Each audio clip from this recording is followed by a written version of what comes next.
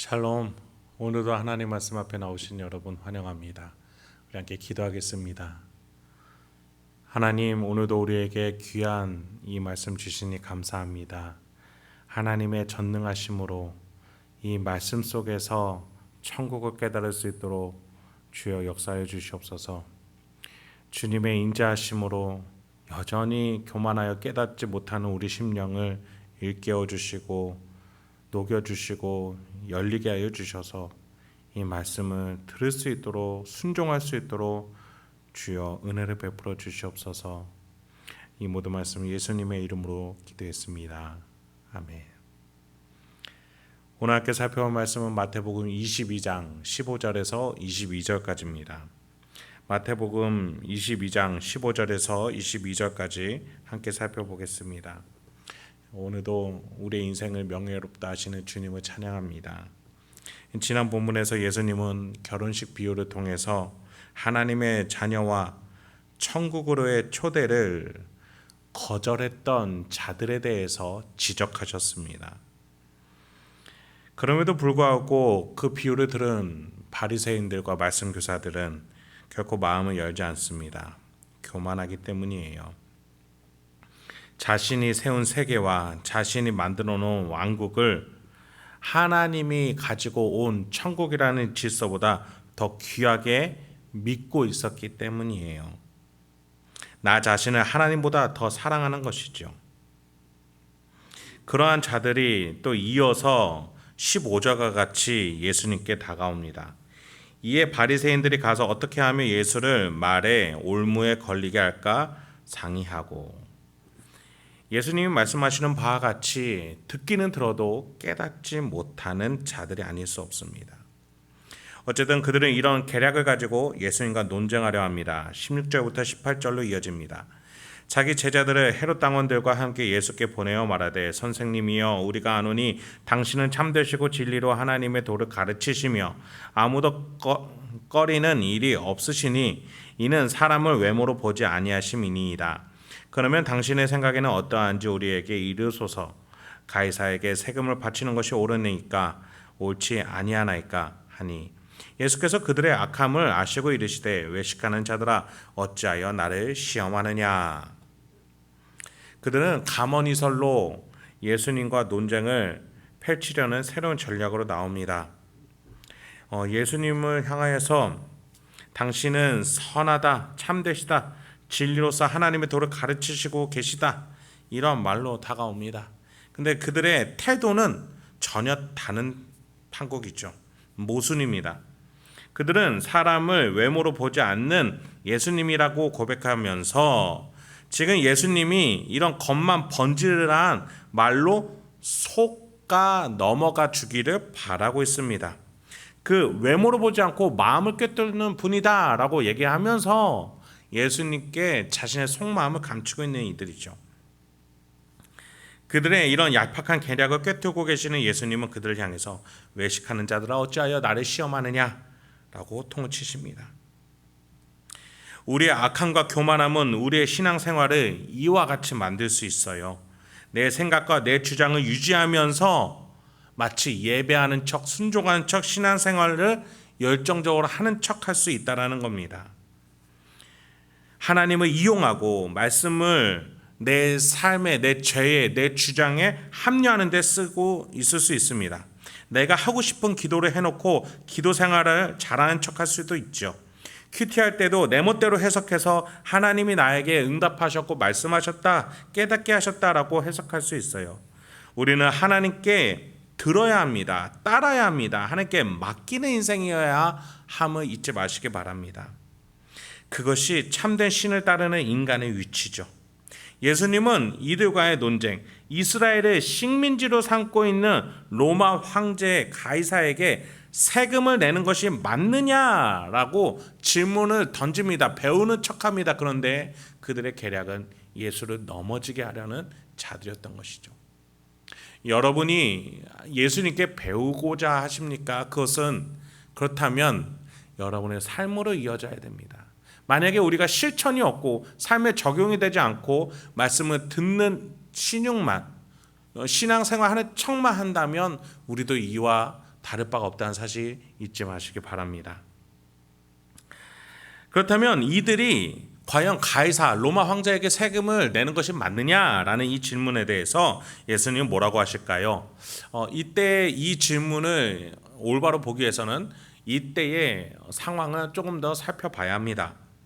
고대 로마 제국은 데나리온이라는 화폐를 썼습니다.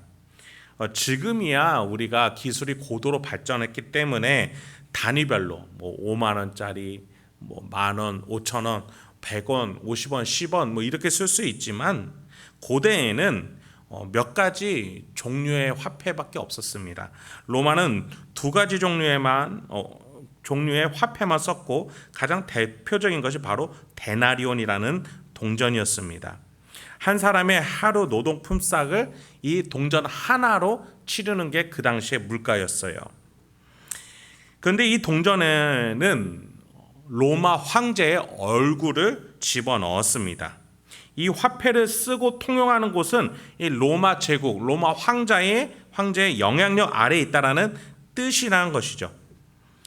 그런데 지난 본문에서 예수님이 성전 반세겔을 내셨던 것을 기억할 겁니다. 이스라엘은 데나리온으로 처리하지 않고 성전세를 낼 때는 세겔이라는 화폐를 썼습니다. 로마 황제에게는 세금을 낼 때는 데나리온, 성전에 세금을 낼 때는 세겔이라는 화폐를 썼죠. 이들의 영향력에 들어가지 않게 하기 위함이었겠죠. 그렇게 우리는 하나님의 자녀다라고 말하고 싶었던 겁니다. 그런 상황 가운데 바리새인들이 예수님께 묻는 거죠. 우리는 성전에 속한 하나님의 자녀입니까? 아니면 로마 황제에게 속한 자들입니까? 우리가 만약에 데나리온을 통해서 로마 황제에게 세금을 내는 게 합당합니까? 성전에 돈을 세계를 내는 것이 합당합니까? 무엇이 맞는 겁니까? 예수님, 이렇게 묻는 거죠. 여기에서 무엇 하나를 선택하는 순간 예수님은 그 계략에 빠질 수밖에 없어요. 성전에 속한 하나님의 백성으로서 세겔을 써라 했을 때는 로마 황제를 반역하는 꼴이 되어버립니다. 또 로마 황제에게 속한 시민들로서 우리는 데나리온을 내야 된다라고 말하는 순간 이스라엘 고유의 신앙을 배반하는 꼴이 되어버려요. 과연 예수님은 어떻게 이 상황을 헤쳐나가실까요? 19절부터 21절입니다. 세금 낼 돈을 내게 보이라 하시니 데나리온 하나를 가져왔거늘 예수께서 말씀하시되 이 형상과 이 글이 누구의 것이냐 이르되 가이사의 것이니이다. 이에 이르시되 그런즉 가이사의 것은 가이사에게 하나님의 것은 하나님께 바치라 하시니. 예수님은 데나리온을 보여주시면서 로마 황제의 얼굴이 새겨져 있는 것을 보여주십니다. 그러면서 가이사의 것, 그러니까 로마 황제 가이사의 영향력을 인정하라라고 하십니다. 그러면서 동시에 하나님의 영향력은 또 그대로 인정을 똑같이 하라라고 말씀하십니다. 그러니까 바리새인들의 계략처럼 뭐 아니면 도, 흑백 논리로 이 문제를 풀어서는 안 된다는 거예요. 하나님의 백성은 세상 권력 아래 있을 수 있어야 된다는 겁니다. 왜냐하면 그 세상 권력을 세운 자가 누구십니까? 하나님이시라는 거예요. 바울은 그래서 로마서 13장 1절부터 2절에서 이렇게 얘기했죠. 각 사람은 위에 있는 권세들에게 복종하라. 권세는 하나님으로부터 나지 않음이 없나니 모든 권세는 다 하나님께서 정하신 바라. 그러므로 권세를 거스르는 자는 하나님의 명을 거스름이니 거스르는 자들은 심판을 자취하리라. 하나님이 이 온 세상의 권세의 주인이 되십니다. 그리고 그 하나님께서 인간 세상에서 대표적인 인간들에게 권세를 나눠주시고 이 땅의 질서를 세우게끔 하십니다. 그것은 왕이 될 수도 있고 통치자, 대통령, 재판관, 판사, 종교계의 목사, 선지자 등과 같이 역사적으로 많은 직분자들이 있었습니다. 종교, 정치, 경제, 사회적인 리더들을 하나님은 세워오셨고 그들에게 권세를 허락해 오셨어요. 그리고 이들에게는 더 큰 책임을 묻기도 하셨죠. 하나님과 인간의 권세가 이렇게 질서 있게 양립할 수 있다라고 예수님은 말씀하시는 것이죠. 이들의 흑백 논리가 틀렸다라는 것을 가르쳐 주시는 겁니다. 이 이야기를 듣고 22절에서 그들은 어떻게 합니까? 그들이 이 말씀을 듣고 놀랍게 여겨 예수를 떠나가니라. 여러분, 예수님께 천국을 구하며 묻는 자들은 천국의 답을 얻게 됩니다. 그러나 불신앙으로 예수님을 넘어지게 하려고 다가오는 이들은 결국 그 벽 앞에서, 그 예수라는 돌 앞에서 무너지고 산산조각이 될 수밖에 없는 것이죠. 그렇습니다. 여러분, 우리는 교만함을 가지고 예수님께 나가면, 우리가 신앙생활 하는 척하면서 나오게 되면 이 신앙생활, 예배 현장, 말씀 앞에서 우리 산산조각 나가는 재판을 받게 됩니다. 심판을 받게 돼요. 그래서 우리는 겸손하게 하나님께, 예수님께, 성령님께 나아갈 수 있어야 하겠습니다.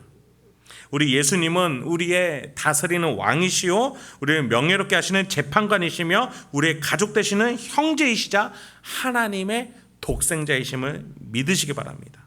그분이 우리 안에 계십니다. 그분과 함께 동행하시고 그분을 믿으시고 따르십시오. 그럴 때 예수님이 우리의 왕이자 재판관이자 가족으로서 우리를 명예롭게 하실 줄, 기쁘게 하실 줄 믿습니다. 오늘 하루 어떠한 일정과 또 어떠한 계획 가운데 계십니까?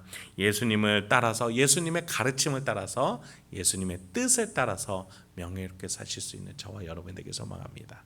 함께 기도하겠습니다. 하나님, 오늘도 우리에게 귀한 하나님의 말씀 주시니 감사합니다. 오늘 우리가 어떤 상황과 여건에 있던 간에 그 속에서 말씀이 주는 지혜와 용기와 기쁨으로 명예롭게 살아갈 수 있게 해주시옵소서. 세상 권력에 또 세상의 논리에 구차해지지 않게 하여 주시옵소서. 하나님의 자녀답게 예수님을 왕이자 또 형제로서 따르고 있는 우리답게 오늘 하루 선택하고 말하고 행동할 수 있도록 주여 우리 가운데에 역사하여 주시고 동행하여 주시옵소서. 예수님의 이름으로 기도했습니다. 아멘.